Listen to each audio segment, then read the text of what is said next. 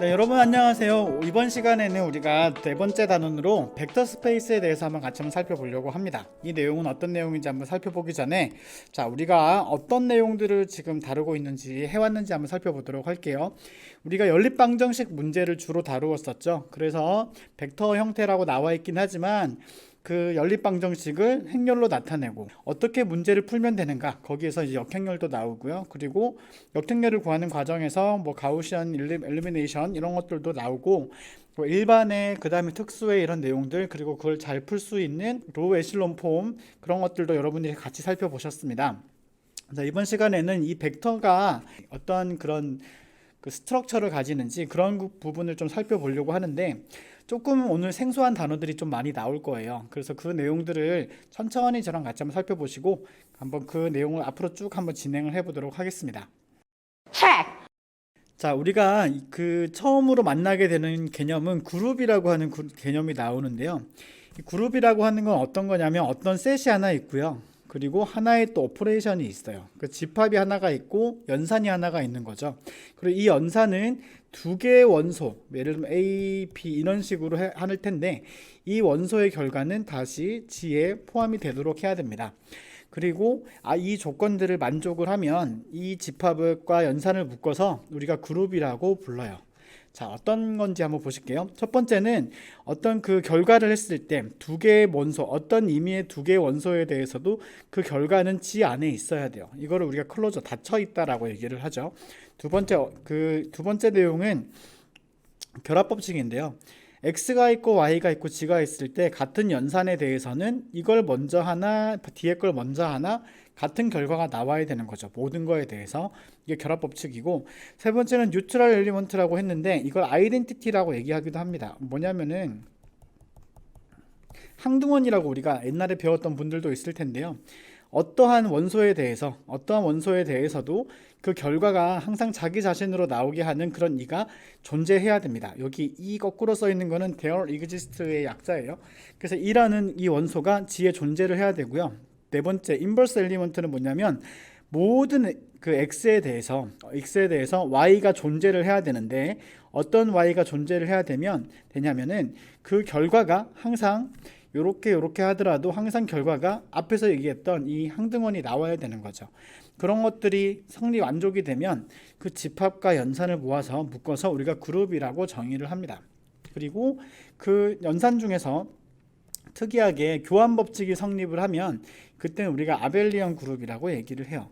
커뮤터티브 하다라고 나와 있는데, 대수학에서는 그 대학교 2학년이나 3학년 때 주로 배우게 되는 현대대수학에서는 대부분은 다 아벨리언이란 말을 씁니다. 그룹에서는.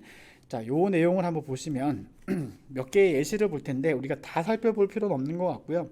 대표적으로 정수는 아벨리언 그룹이 되죠. 왜 그러냐면은 예를 들어서 뭐 어떤 정수가 있고 두 정수가 있을 때, 이 정수들의 어떤 합도 당연히 정수가 되고요. 그리고 여기서 보면은 뭘 먼저 더하나, 뭐 A, B, C까지 있다고 할 때 얘를 먼저 더하고 요것도 A 더하기 B 더하기 C랑 동일하고요. 그리고 이 항등원에 해당되는 게 0이 있죠. A 더하기 0은 0 더하기 A는 A가 되고, 어떠한 A에 대해서도 마이너스 A라고 하는 이 여건이 존재를 합니다. 그쵸? 그래서 0이 되게 만드는 것들이 존재하고, 게다가 A 더하기 B랑 B 더하기 A가 같으니까, 두 개가 같으니까 아벨리언 그룹도 되는 거죠. 근데 몇 개 안 되는 예시들이 쭉 나와 있는데요. 여기 예를 들면 자연수에다가 0을 포함한 이 집합의 덧셈이라는 연산을 주게 되면 그룹이 되지 않아요. 왜 그러냐면은 여건에 대한 개념이 성립하지 않죠.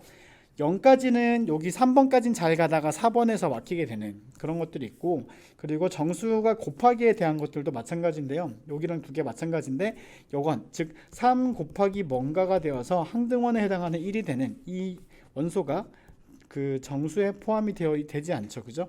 그래서 되지 않는 예시도 나와 있고, 실수에다가 0을 곱하기를 주더라도 되지 않는데 0에 대한 여건이 존재하지 않고 0을 제외하게 되면 아벨리언 그룹이 된다. 그런 내용들이 그 책에 소개가 되어 있습니다. 그 외에도 여러 가지 내용들이 쭉 나와 있는데요.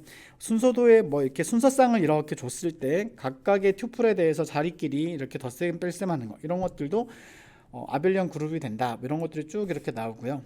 그런 예시들은 그냥 이렇게 보고 넘어가셔도 되세요. 지금은 그것들 하나하나 증명하실 필요는 없고요.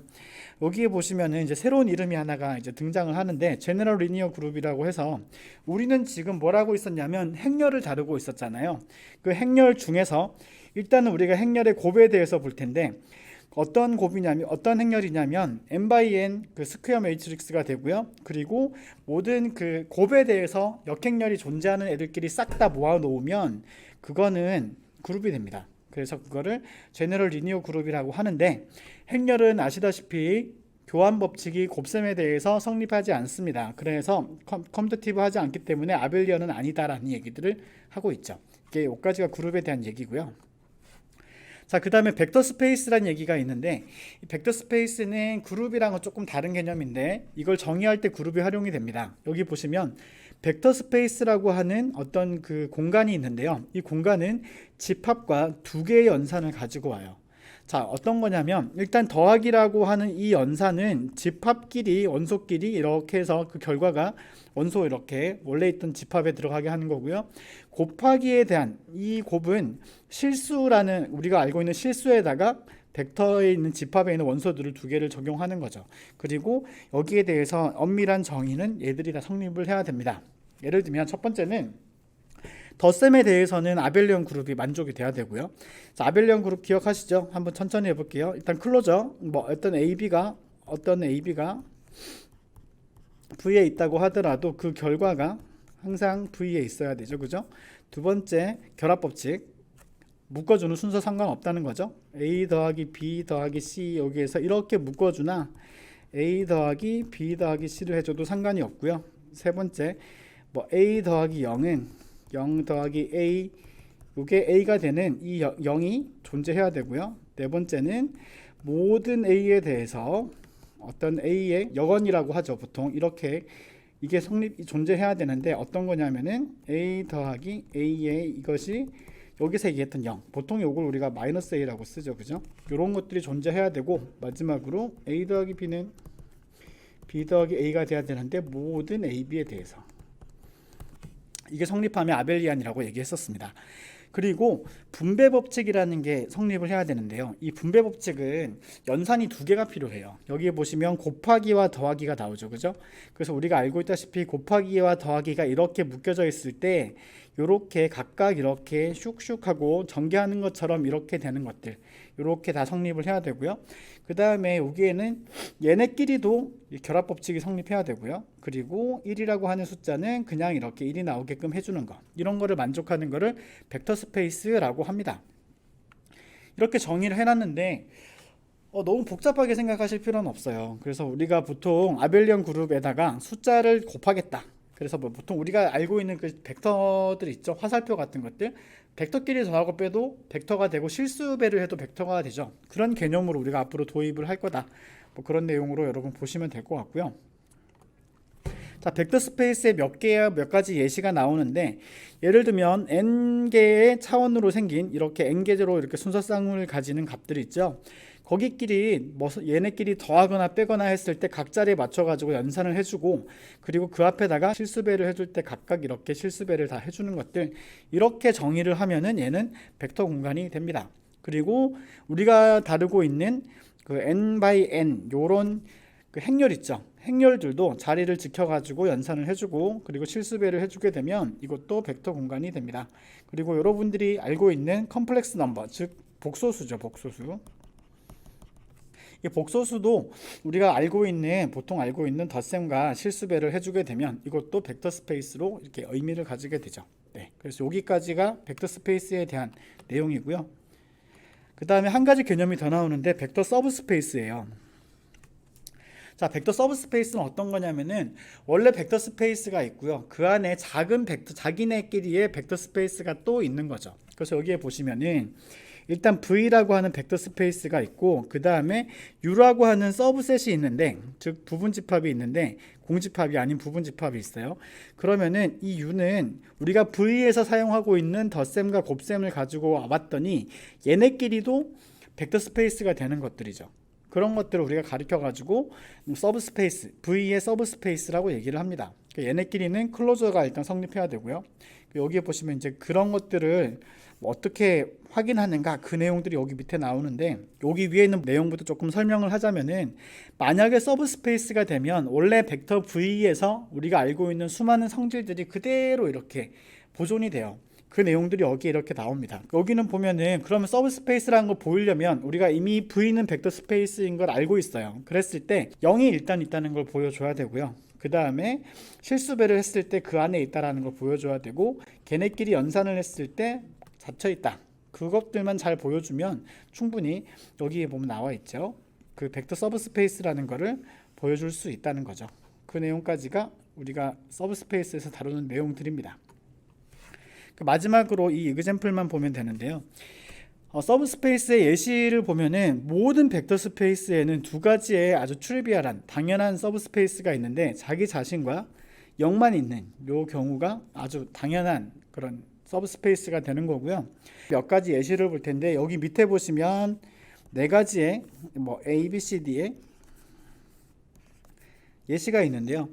자, 이 중에서 여기서 D만 서브스페이스가 돼요. R2 공간, 우리가 알고 있는 평면 공간에 서브스페이스가 됩니다. A가 되지 않는 이유는 뭐 때문에 그러냐면 클로저가 성립하지 않아요. 예를 들어 이 벡터와 이 벡터를 더하게 되면 그 결과가 이 밖에서 만들어지죠. 그죠?